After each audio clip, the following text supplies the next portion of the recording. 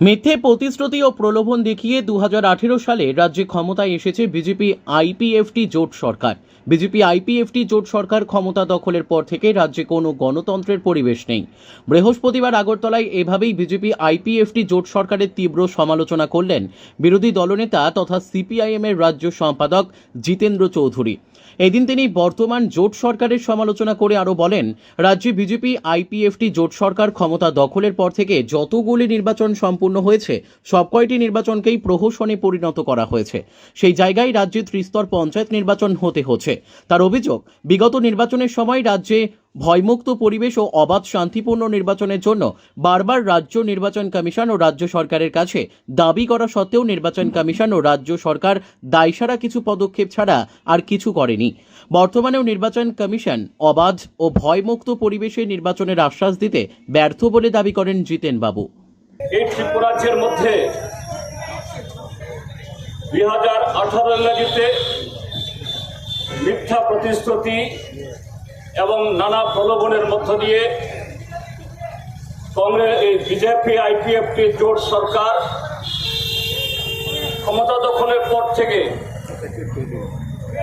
এই রাজ্যে কোনো গণতান্ত্রিক পরিবেশ নেই। এ রাজ্যে যতগুলো নির্বাচন হয়েছে, লোকসভা নির্বাচন সহ সবকটি নির্বাচনকে প্রহসনে পরিণত করা হয়েছে। একেবারে সদ্য সমাপ্ত লোকসভার সাধারণ নির্বাচন এবং 7 রামনগর বিধানসভা কেন্দ্রের উপনির্বাচন সহ সেই জায়গায় এই ত্রিস্তর পঞ্চায়েত নির্বাচন সেখানে হতে যাচ্ছে। আপনারা দেখেছেন, আমরা বারে বারে রাজ্য নির্বাচন কমিশনের কাছে যাতে